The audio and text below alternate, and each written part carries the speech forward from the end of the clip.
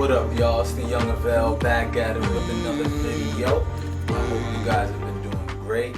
I just woke up a little while ago, so first thing I wanted to do is share with you guys. So first of all, we are at that latter phase of the year. We made it. You know, we're at the end of 2021. It's been a powerful year full of transformation and change. Hopefully you guys have seen positive change in your life this year, and 2022 is going to bring even more change and be the best year yet. I command that it be so.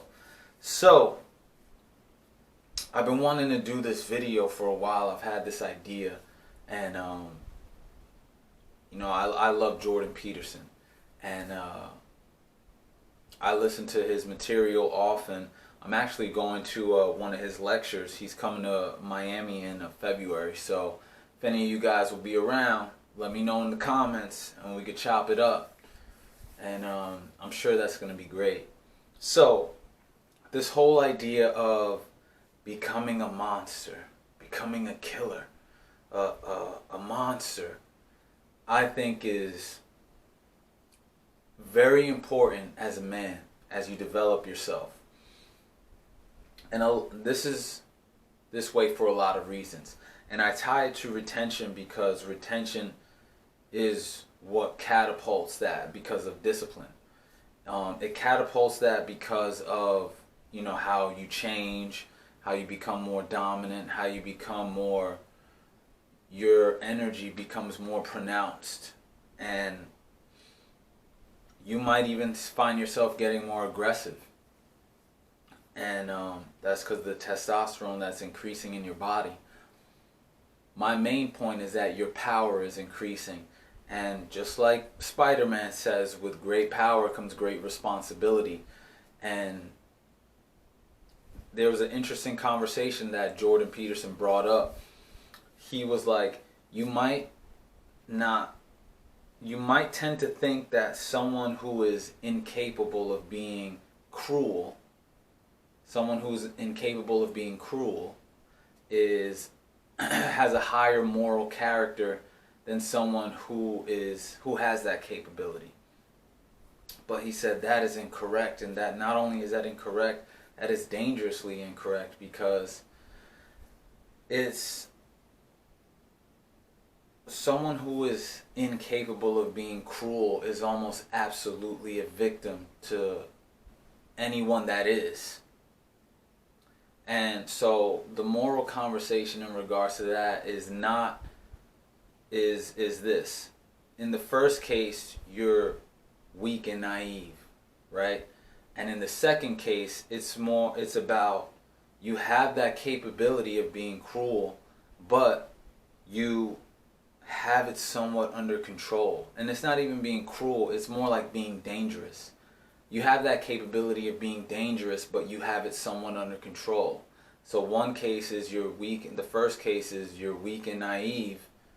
And the second case, which Jordan argues you have a higher moral character in this case, is that you have that capability, but you have it under control. It's like the fighter. The guy who's really good at martial arts.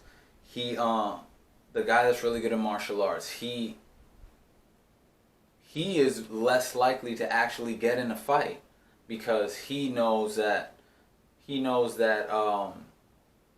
any of those instances, he has the ability to display a show of dominance that might quell the whatever threat is coming, and he doesn't need to over exert himself. It's like this, right?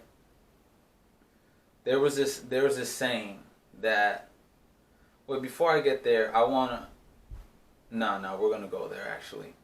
There's this saying that in the Bible, the meek shall inherit the earth, and it's not what we think. What people think is that, you know, the meek or the quiet or the you know, the timid shall inherit the earth. When in reality, the word meek is actually translated, I believe from the Greek word mock, or what is it?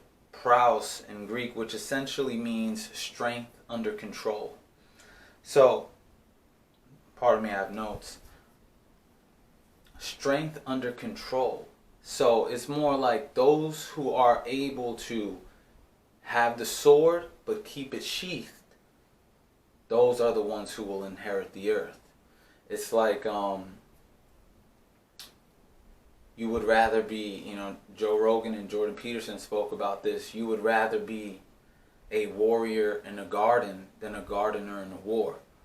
You have that capability, but you rarely need to use it because you have it under control and you know how to exercise and navigate with that power latent within you. So, going back to the point where being cruel or dangerous under control, but having it under control, disregard the control part and think about the part of the human being that has the capacity for great evil, right? Because we all have that within us. We all have that. Keep in mind, we're talking about becoming a monster, but it's more like a controlled monster. But for the purposes of the discussion, every human has that capacity to be for great evil, has the capacity for it. And it's funny because some people repress the shadow side of themselves. They repress the shadow side of themselves, but this is why people can relate to the anti-hero so greatly, like the Joker, or those narratives of the anti-hero, where it's almost like that dark side of the person is screaming out for some sort of acknowledgement, right? And this is why Enlightenment, and Jordan also brought this part up. This is why enlightenment is a path that's so not often tread, because everything that you need to know is in the shadow part. Everything that you need to know is in the parts of you that you don't want to go. Right? So it's like what you most need to see will be found in the places that you most least want to look. And that's why enlightenment is a path that is so often not tread at all, because it is hard. It's difficult. All people, we all have that capacity for great evil. And we see that. We see that in the great atrocities of the world, like those great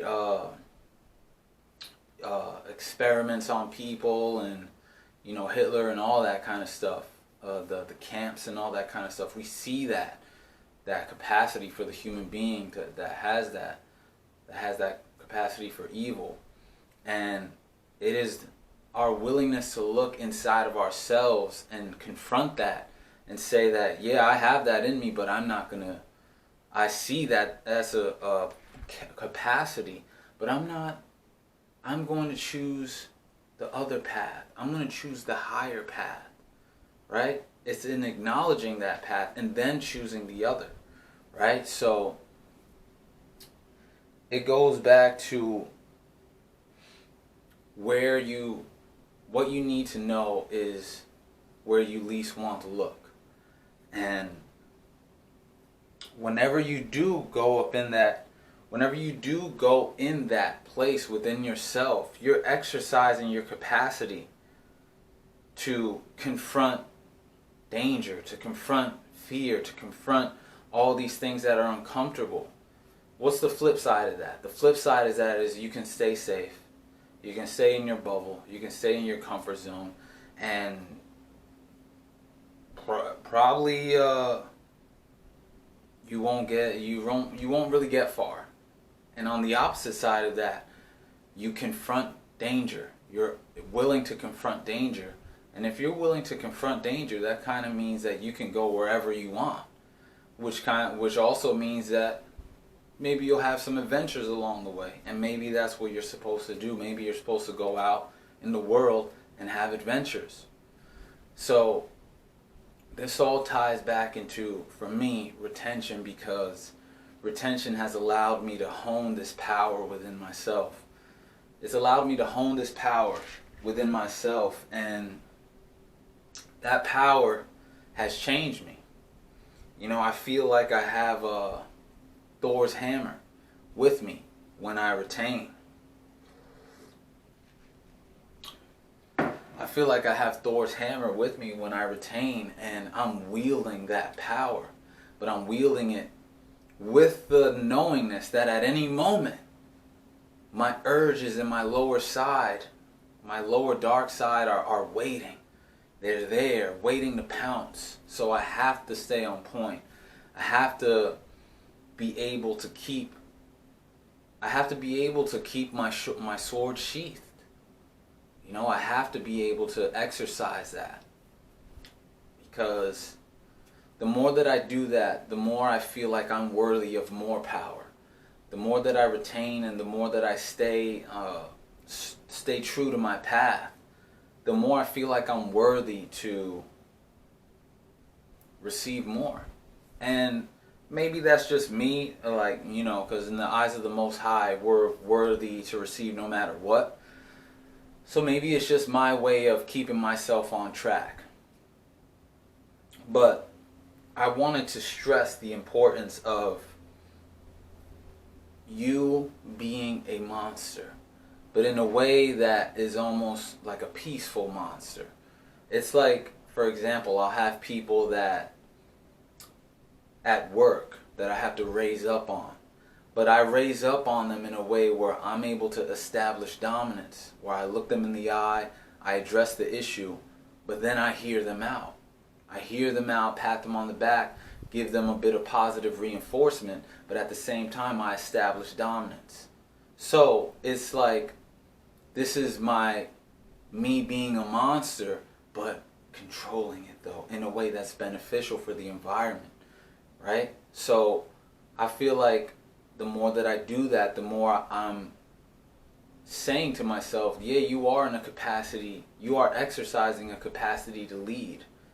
And, you know, I feel like men should be able to do that. Men should be able to be that monster and have that within them at all moments, but keep it controlled. So I pretty much touched on everything that I want to touch on. I don't want to make the video too long, so that's really it. Like always, guys, I hope you guys got something from this video. If you did, like it, comment, subscribe. Let's dialogue in the comments. Please hit that like button because it helps the video get out to more people. Subscribe to the channel. Hit the notification bell. Check out the merch. If you guys really support me, if you guys really like what I'm pushing, like what I'm talking about, and you've been with me for a while, cop some of the merch. Cop some of the merch and let's represent. Help me out. And more music on the way. You know it. I've been recording, so stay tuned for that. Bump Lone Star. And y'all guys finish up the year strong. We're going into 2022. It's going to be the best year yet.